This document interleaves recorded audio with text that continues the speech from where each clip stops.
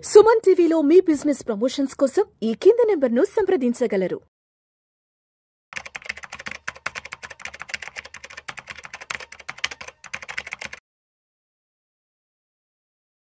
నమస్తే రేవంత్. నమస్తే అండి. Welcome to Vishnu talks. Thank you అండి. సో రేవంత్, ఇప్పుడు ఈ ఇండియా పాకిస్తాన్ యుద్ధ వాతావరణ నేపథ్యంలో మరి యుద్ధాన్ని ఎదుర్కోవడానికి మన ఇండియన్ ఆర్మీ ముందున్న ఆప్షన్స్ ఏంటి అసలు? ఫస్ట్ అసలు పహల్గామ్లో జరిగినటువంటి దాడి చనిపోయిన వాళ్ళకంటే కూడా ఎవరైతే వాళ్ళ కుటుంబ సభ్యులు చూసారో అది వాళ్ళని ఇంకెక్కువగా బాధపడుతుంది.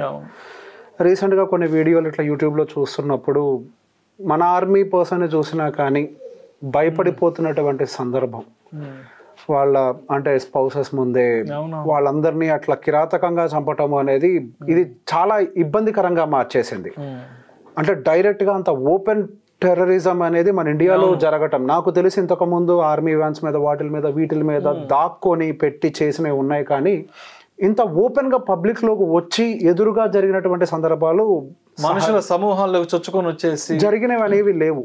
సో బేసిక్ గా ఇప్పుడు ఎక్కువగా అందరినీ ఇబ్బంది పెడుతున్న పరిస్థితులు ఏంటి అంటే డైరెక్ట్ గా జనాల్లోకి వచ్చి వాళ్ళలో హిందువులు ఎవరు, ముస్లింలు ఎవరు వెతుక్కొని కన్ఫర్మ్ చేసుకొని ముస్లింలు కాని వాళ్ళను, హిందువులు అయిన వాళ్ళను అక్కడ చంపడం అనేది నిజంగా అది ప్రపంచమే నివ్వెరపోతుంది. అవును, వాళ్ళ స్ట్రాటజీ, వాళ్ళ క్యాల్కులేషన్ చూసి. అవును. సో బేసిక్ గా ఎక్కువగా ఇబ్బంది పెడుతున్న సిచ్యువేషన్ ఏంటంటే ప్రజలను డైరెక్ట్ గా టచ్ చేయటం, డైరెక్ట్ గా తీసుకుని స్టార్ట్ చేయటం. సో దీనివల్ల అటు ప్రపంచం అంతా కూడా ఇండియాని చాలా కీన్ గా అబ్జర్వ్ చేస్తుంది. ఇప్పుడు ఇండియా ఏ విధంగా రిటాలియేట్ అవుతుంది, సో ఏ విధంగా స్పందిస్తుంది. అఫ్ కోర్స్ కొన్ని మెజర్స్ అయితే తీసుకున్నారు, కానీ ప్రజలకు కావాల్సింది కానీ అటు ప్రభుత్వానికి కావాల్సింది కానీ అయితే అది కాదు. దానికి గట్టిగా గుణపాఠం చెప్పాలి అన్న దాంట్లో వాళ్ళు రకరకాలుగా వ్యూహరచనలు అయితే చేస్తున్నారు. సో ఇప్పుడు డైరెక్ట్గా యుద్ధాన్ని అంటూ ప్రకటిస్తే మన దగ్గర ఉన్నటువంటి ఈ రైఫల్ మిరాజ్ లాంటి విమానాలతోటి యుద్ధాన్ని కనుక ప్రకటిస్తే ప్రపంచం నుంచి కొంతవరకు భారతదేశం మీద ఒత్తిడి వచ్చే అవకాశాలు ఉంటాయి.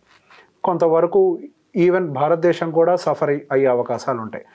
సో దీని అంత డైరెక్ట్గా మన భారతదేశం అయితే దూకుని ప్రదర్శించదు. ముందుల నుంచే మన భారతదేశం నేపథ్యం అది కాదు. డైరెక్ట్గా యుద్ధ విమానాలను పంపించి అక్కడ డైరెక్ట్ గా వాళ్ళ మీద అటాక్ చేసే విధంగా అయితే ఉద్దేశం మన భారతదేశం ఎప్పుడూ చేయలేదు. 1-4 సార్లు ఆలోచించడం, మంచి చెడులు సాధ్యాలు ఆలోచించి ఎప్పుడైనా స్టెప్ తీసుకుంటాం, కానీ ఇప్పుడు దూకుడుతనంగా మనం అవతల వాళ్ళ మీద పడడం అనేది ఎప్పుడు చేయలేదు, సహజంగా జరగదు. ఇప్పుడు అట్లాంటి ఒక పని గనక చేస్తే అక్కడ వాళ్ళ దేశం మీద బాంబింగ్ చేయడం వల్ల జరిగే నష్టం కంటే ఇక్కడ ప్రపంచంలో ఉన్నటువంటి వేరే దేశాల నుంచి మన మీద పడే ఒత్తిడి వల్ల జరిగే నష్టం ఇంకెక్కువగా ఉంటుంది. వాణిజ్యం అంతా కూడా దెబ్బతింటది, ఎకానమీ అంతా కూడా ఇన్స్టేబుల్ అవుతుంది. సో సహజంగా అంత డైరెక్ట్ గా అయితే దూకుని ప్రదర్శించే అవకాశాలు లేవు. సో కొంతవరకు వీళ్ళు నియంత్రణ రేఖను దాటే ప్రయత్నం చేస్తున్నారు పాకిస్తాన్ సైడ్ నుంచి. సో ఏదైతే మనకి ఆ షిమ్లా రిలేటెడ్ ఎల్ఓసి అగ్రిమెంట్స్ ఉన్నాయో మేము వాటిని పట్టించుకోము అని చెప్పేసి వాళ్ళు చెప్తున్నారు. రీసెంట్ గా కూడా ఎల్ఓసిని క్రాస్ చేసే ప్రయత్నం చేశారు. మేబీ దాని కొంతవరకు ఏదైనా అడ్వాంటేజ్ గా తీసుకొని ఏమన్నా కొంత దాడులు చేస్తారా అండ్ దానికి కూడా అగైన్ వాళ్ళు ఆల్రెడీ ప్రిపేర్ అయ్యారు. ఇక్కడ కొంత అటాక్ జరిగిన వెంటనే ఈవెన్ పాకిస్తాన్ ఆర్మీ కూడా మొత్తం వాళ్ళ బెటాలియన్ ముందుగా మన ఎల్ఓసి దగ్గర డిప్లాయ్ చేసేసింది. ఇక్కడ మనం ఏ అనౌన్స్మెంట్స్ ఇవ్వక ముందే జరిసింది. అండ్ దాంతో పాటుగా మనకు ఉన్నటువంటి ఇంకొక ఆప్షన్ సర్జికల్ స్ట్రైక్స్. ప్రీవియస్ గా మన ఇండియా ఆల్రెడీ సర్జికల్ స్ట్రైక్స్ కొన్ని చేసింది. ఇప్పుడు వాళ్ళకి అది సర్ప్రైజ్ అవుద్దా అంటే కాకపోవచ్చు. ఎప్పుడైనా ఒకటి ఆపరేషన్ సక్సెస్ అవ్వాలి అని అంటే అక్కడ సర్ప్రైజ్ అనేది చాలా ఇంపార్టెంట్ ఆస్పెక్ట్. ఇప్పుడు ఆల్రెడీ వాళ్ళు సర్జికల్ స్ట్రైక్స్ మన ఇండియా సైడ్ నుంచి జరుగుతాయి అని చెప్పేసి వాళ్ళు ఆల్రెడీ ప్రిపేర్ అయ్యారు. సో సర్ప్రైజ్ అనేది ఇక్కడ ఉండదు. సో ఇంటెలిజెన్స్ అనేది చాలా అక్యురేట్ గా పనిచేయాలి. కొంచెం ఫెయిల్ అయినా కానీ ఇక్కడ నుంచి వెళ్ళిన జవాన్లందరూ కూడా మనం వాళ్ళని కోల్పోయే పరిస్థితికి వస్తుంది. కాబట్టి ఇండియా ఇప్పుడు డైరెక్ట్ గా సర్జికల్ స్ట్రైక్ చేస్తుందా అని అంటే దాని మీద కూడా మళ్ళీ చాలా అండ్ దాంతో పాటుగా మేబీ ఇప్పుడు అంటే ఇక్కడ నుంచి అంటే మన బార్డర్ క్రాస్ చేయకుండా అటు స్నైపర్స్ అవ్వచ్చు, లైక్ లాంగ్ డిస్టెన్స్ గన్స్ అవ్వచ్చు, వాటితోటి వాళ్ళ స్థావరాల మీద దాడి చేస్తారా? సో బేసిక్ ఇక్కడ మనకున్నటువంటి సిచ్యువేషన్స్ లో వాళ్ళకున్నటువంటి పొజిషనింగ్ మనకు కొంతవరకు అంటే if you check the border మనకు ఆ ఎల్ఓసి బార్డర్ అంతా కూడా కొంతవరకు ఎత్తైన ప్రాంతాల్లో ఉంటాయి. సో మన వాళ్ళు ఇట్లా ఈ సర్జికల్ కదా, I mean the sniper attack ఏదైనా చెయ్యాలి అన్నా కానీ దానికోసం కూడా మన వాళ్ళు మరింతగా ఎక్కువగా కష్టపడాల్సినటువంటి పరిస్థితులు అయితే ఉన్నాయి. సో ఇప్పుడు ఇమీడియట్ గా ఏ స్టెప్ తీసుకోవాలన్నా కానీ అన్నీ కూడా వన్ సింగిల్ లైన్ లో అలైన్ అవ్వాల్సిన అవసరం ఉంది. అంటే ఇంటెలిజెన్స్ అయి ఉండొచ్చు, లేకపోతే మిలిటరీ బలగాలు అయి ఉండొచ్చు, అన్ని వన్ సింగిల్ లైన్ లో అలైన్ అవ్వాలి. సో అందుకే ఎటువంటి నిర్ణయం కూడా మనకి ఇప్పుడు బయటికి రావట్లేదు ఏం చేయాలన్నా కానీ, ఎందుకంటే వాళ్ళు ప్రిపేర్ అయిపోయారు ప్రతి దానికి. మనం ఏమేం చేయగలుగుతాం, మనం ఏం చేస్తాం క్లారిటీ వాళ్ళకి కూడా ఫుల్ ఫ్లెడ్జ్డ్ గా ఉంది. ఎగ్జాక్ట్లీ, మన వాళ్ళకి చాలా క్లారిటీ ఉంది. సో దాని గురించి ఇమీడియట్ గా ఏం చేశారు, మనకి ఇండస్ రివర్ కి సంబంధించినటువంటి ఒప్పందాలను రద్దు చేయటము ఇటువంటివి అయితే ఫస్ట్ ప్రకటించారు. సో దీనివల్ల యాక్చువల్గా డైరెక్ట్గా చేసే అటాక్ కంటే కూడా ఇప్పుడు ఇండస్ రివర్ కి సంబంధించినటువంటి ఒప్పందాన్ని రద్దు చేయడం వల్ల జరిగే డ్యామేజ్ పాకిస్తాన్కి చాలా ఎక్కువ.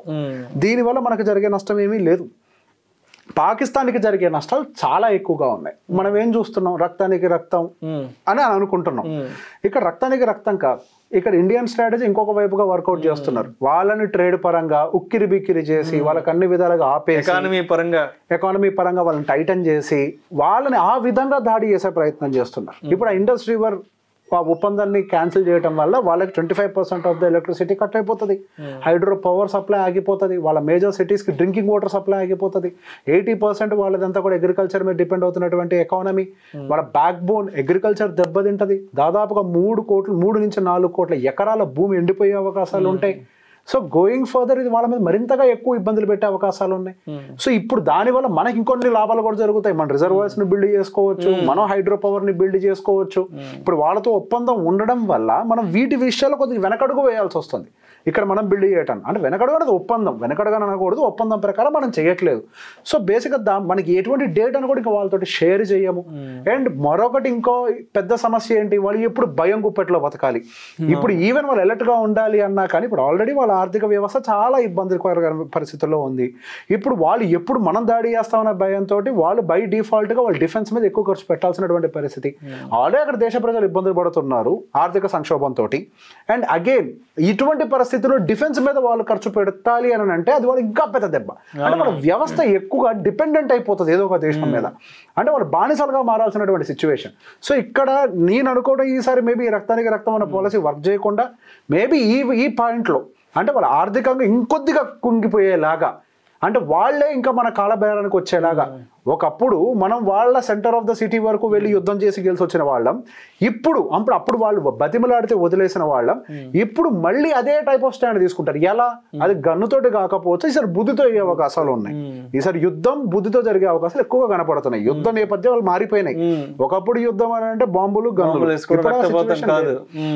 ఇప్పుడు ఆ సిచ్యువేషన్స్ లేవు. బాంబులు గన్నులు అనేది లాస్ట్ సిచ్యువేషన్, వర్స్ట్ గా. అది అంత దూరం పోకుండా బుద్ధితో చేసే ప్రయోగాలు ఎక్కువగా చేస్తారు. సో మొత్తానికి రక్తపాతం ఇలాంటివి కాకుండా ఫైనాన్షియల్గా వాళ్ళని లాక్ చేయడము, ఎకానమీ పరంగా వాళ్ళని కిందకి నెట్టేయడం వంటి పనులు చేస్తే మొత్తానికి ఒక రకంగా అది మంచిది. యుద్ధం పరంగా వెళ్తే ఇక్కడ మనం కూడా కొంత నష్టపోతాం. మన